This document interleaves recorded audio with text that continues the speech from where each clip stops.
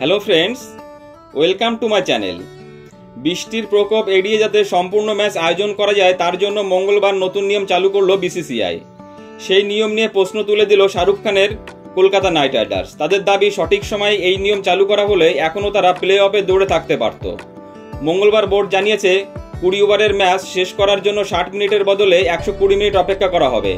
ন্যূনতম 5 ওভারের ম্যাচ শুরু করার সর্বশেষ সময় যেটা ছিল সেটাও 1 ঘন্টা বাড়ানো হয়েছে। আইপিএলের মুখ্য কর্তা হেমাং আমিন ইমেল করে সব দলকে সিদ্ধান্তের কথা জানিয়ে দিয়েছে।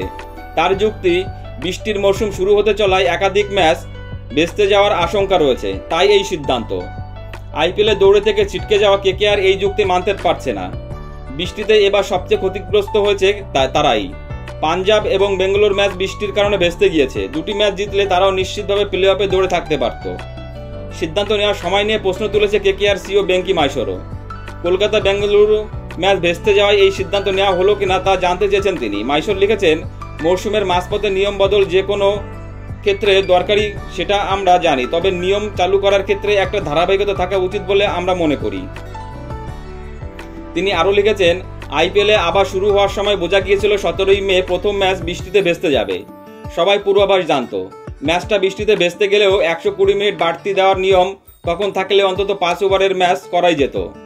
সবশেষে তিনি লিখেছেন, এই ম্যাচের পরেই কলকাতা প্লে অফের আশা শেষ হয়ে যায়। তাই তড়িঘড়ি নেওয়া সিদ্ধান্ত এবং ধারাবাহিকতার অভাব থাকায় এই ধরনের প্রতিযোগিতার ক্ষেত্রে কাম্য নয়। কেন আমরা এতটা ক্ষুব্ধ সেটা আশা করি বুঝতে পেরেছেন। বন্ধুরা, তোমাদের কি মনে হয় আইপিএলের মতো এরকম একটা মেগা টুর্নামেন্টে মাঝখানে এরকম সিদ্ধান্ত কতটা যুক্তিপূর্ণ? প্লিজ কমেন্টস করে জানিও। আর সঙ্গে জানিও এবারের আইপিএলে কারা চ্যাম্পিয়ন হতে পারে। বন্ধুরা, ভিডিওটি ভালো লাগলে অবশ্যই লাইক, কমেন্টস এবং শেয়ার করে দিও বন্ধুরা, এবং চ্যানেলটি সাবস্ক্রাইব করে দিও। সকলেই ভালো থেকো, ধন্যবাদ।